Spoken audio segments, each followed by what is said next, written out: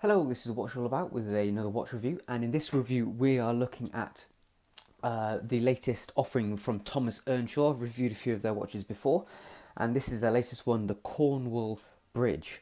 Now, as you can see, it has a very specific movement known as a bridge movement, very striking in appearance, and it's just really eye-catching because you don't see these very often at all. Corum were the first watch manufacturer to develop the bridge movement, and now we have cheaper Chinese-made movements, which is the case here. So you can get this striking kind of timepiece at a much cheaper price. The price of this watch is RRP of £410. So let's go through it and see if that is a decent price or if it's a little bit too much. So yeah, we'll have a look at that. First things first, I am quite annoyed with the name of it because it's known as the Cornwall Bridge Automatic, which is a despicable mistake by the marketing department, because as you can see, it is not an automatic. It has no rotor or anything. It is hand wind only, so that's a massive problem. It even says on the back here, manual winding movement, so that's a big faux pas. So that's a bit silly of Thomas Earnshaw. Okay, so size-wise, we're looking at a fairly decent size of 42mm in diameter. So I have around a 7¼ inch wrist for your reference. So 42mm diameter. We have quite a slim height of 9.5mm, and then a lug-to-lug length of 49mm. It's a very striking watch. I think because it's got such a transparent dial, although it is quite big, it doesn't actually look crazy big, if you know what I mean. Because if you had quite a full dial, then obviously you would be able to see the size of it a lot more. But because of the transparency, it actually wears quite nicely for the size. The weight is 55 grams, so obviously there isn't a great amount of watch here. The movement is quite slender, as you can see, so 55 grams, but it still feels reasonable quality on the wrist, so it doesn't feel cheap and tacky when you're wearing it. You can tell that you have a reasonably nice watch on the wrist. Water resistance of around 50 meters, so nothing too crazy or spectacular. Just don't go swimming with it, I wouldn't recommend that. 20mm wide lugs, and then the strap tapers down ever so slightly to 18mm, and then you have a 2 years warranty as well. The movement, I've tried my hardest to do some research and find the name of the movement and the manufacturer. I can't find anything. The only thing I found is that Sterling also use this movement in some of their watches. They have quite a similar offering with the bridge movement. So if I do find out anything, I'll let you know in the written review. Okay, so let's just have a look at it piece by piece. So starting off with the dial then, there's not really a whole lot of dial to discuss because obviously the movement itself does a lot of the talking. The only other things worth mentioning are the fact that it has a dial of sorts. It's just a sheet of plain, probably plastic rather than glass, which the Earnshaw logo is printed on. You can sort of see the surround here, where it's cut out to show the cogs of the movement, so you can sort of see it there. We also have this nice blue, quite classy minute track around the outside on the rehaut. So that's a really elegant colour, and they've chosen wisely there. Double E applied logo, 12 and 6 in Roman numerals at the bottom there, so they're nice touches, and they appear to float thanks to this clear dial base. So that's a nice touch as well. The hands, Dauphine hands, pitched as well. They're gold to match the movement. They look really nice and they're well finished. The only issue I have with them is they're quite hard to read if you have a time such as, if I can get this crown open with my freshly cut nails. If you have a time like this, 9:15 front, for example, is really difficult to read. So you basically can't see you can't see them at all if they are sitting above the movement. So legibility is quite difficult in those circumstances. But apart from that, everything's very well done. I'm wondering if it would have made more sense to have blued hands to match the blue outer radius here. Might have been a slightly better option. Moving on to the case then. So we have our yellow gold plating. In this instance, it is available in other formats as well. As I mentioned before, very slim thanks to the movement. Finishing is okay. The quality, as I have found, as I've come to expect with Earnshaw, it's a little bit chromy, if you know what I mean. Not perfect, not the best finishing that I've come to expect from other watch manufacturers. So there is room for improvement there. Obviously we have the Earnshaw logo quite nice and deeply engraved on the side there, which is a nice touch.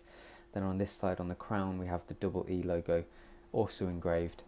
We also have a little bit of a mix of the finishing as well, so a polished rim on the bezel, then a brushed rim around the outside here, brushed top of the lugs, and a couple little different ridges, etc. as well. So it does provide a nice variety of reflections to the eye.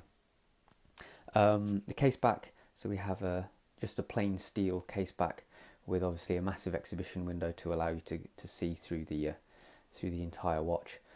So nothing really more to discuss here apart from these details lightly etched around the outside. This is the crown, which is probably my biggest hate of the entire watch. You saw, for example, earlier when I tried pulling it out just a minute ago, what a nightmare that is. But also the fact that it's a hand wind only movement, but look how tiny the crown is. It's literally an absolute nightmare to wind it up. It's almost unusable. It's that bad. So you really have to grip it tight to get any purchase on it whatsoever. The grip is terrible. It's only about a 1mm deep as well, which is such a terrible idea for a hand wind movement. I really don't know what has possessed them to do this.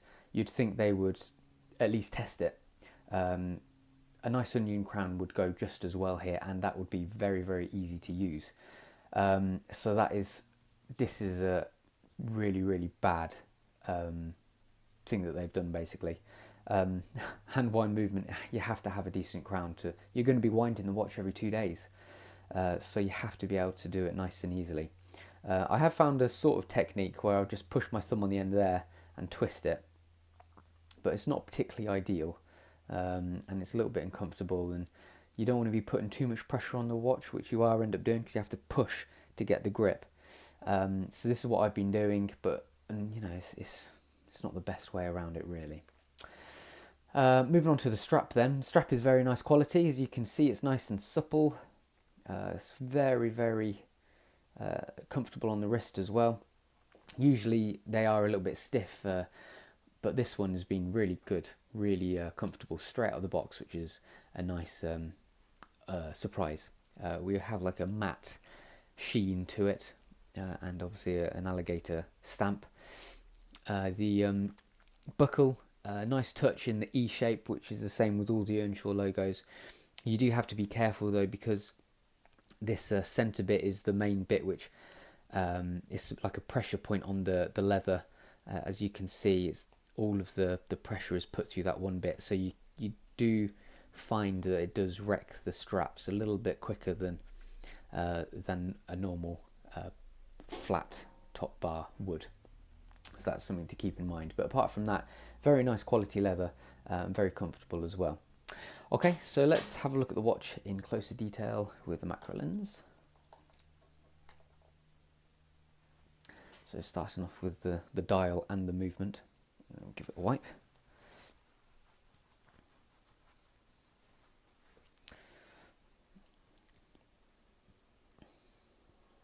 So there's the double E applied logo and the printing on that top see-through dial back. There is a cheeky little flake here which I'm a bit disappointed in. so that's a bit annoying. That's probably come from the movement, to be honest. So that's a bit of a bummer to see. And then we have our 6. Very good quality, as you can see. Nice finishing and well cut out as well. Here's our minute track.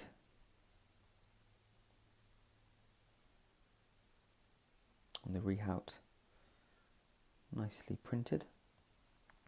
And then whilst we're at it, we might as well look at the hands and the movement itself. So there's our Dauphine pitched brushed hands, very nicely machined. And looking at the top of our movement as well. So the finishing is pretty average, you know, the kind of finishing you would expect from a Chinese movement. A little bit rough around the edges and marks here and there, but all in all, you know, quite a striking watch in appearance. And you know, the patterns are actually quite deeply engraved as well, which is quite a nice touch when you're looking at it close up. Little blued screws, obviously painted rather than a proper blued. Cheeky little jewel there as well. Whilst we're looking at the movement, might as well flip it over and look at it the other side as well. So it is quite remarkable how they can fit so much into a bridge. It's a very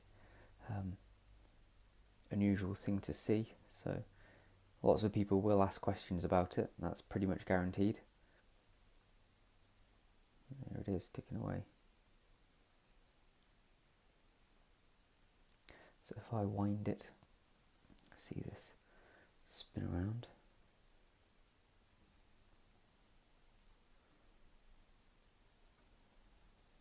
See our main barrel there winding up.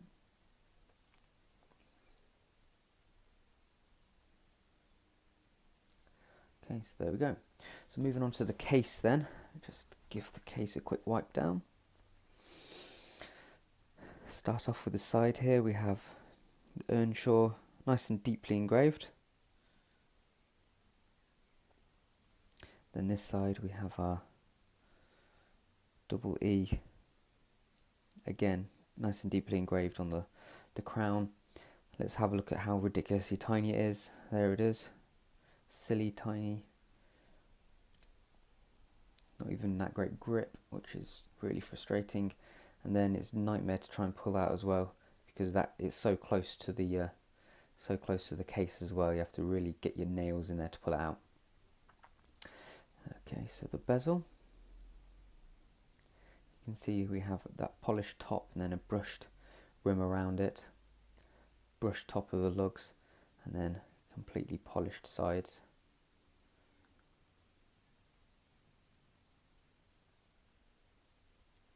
There we go. So moving on to the case back. So we have these details quite engraved, at least, rather than laser etched, so that's good.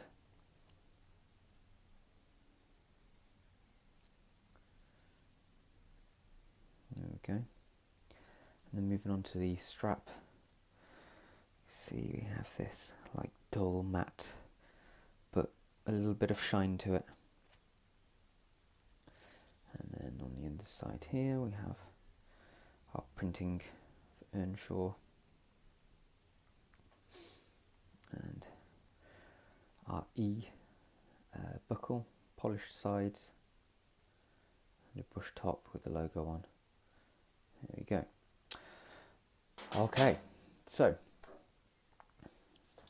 do I think it's a nice watch?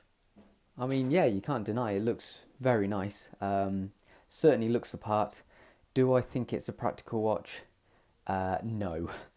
I actually think it's pretty unusable thanks to the size of the crown, which is such a shame. I also think it's a bit annoying that they've called it an automatic in all of their press and all of, everywhere on the website, which is pretty stupid of them. And the price, £410 for what in the end of the day is a Chinese movement, is very much on the high side. It's a mineral crystal as well. It's not even sapphire. So if I was to buy it, I would probably only buy it if it was half price, around the £200 mark, because then I know that you are getting if it was that price, you'd be getting a watch with known flaws, but at least you know you wouldn't be paying over the odds for it. Currently at the RRP, you definitely are, because it's not really been properly thought out, I don't think. But saying that, you know, looks wise, it is very nice, and it is reasonably well finished as well. The dial, they've done a really good job with the dial. The case obviously could be a little bit better, but it's the same with all Earnshaws.